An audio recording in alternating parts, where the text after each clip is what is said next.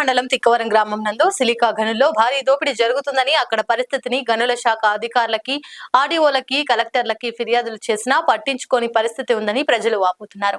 ఈ సిలక టిప్పర్ల వల్ల రోడ్డు అస్తవ్యస్తం అయిపోయి ప్రజలు తీవ్ర ఇబ్బందులు పడుతున్నారు.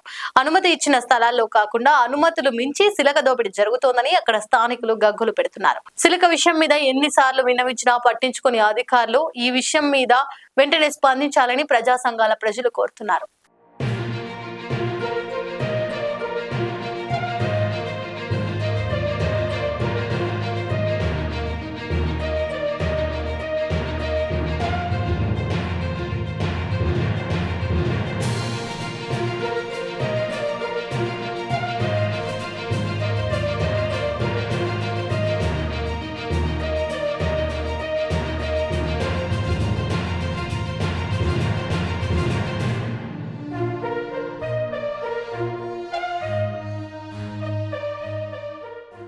లైక్ చేయండి, షేర్ చేయండి, సబ్స్క్రైబ్ చేయండి. మరిన్ని వీడియోల కోసం బెల్ సింబల్ పై క్లిక్ చేయండి.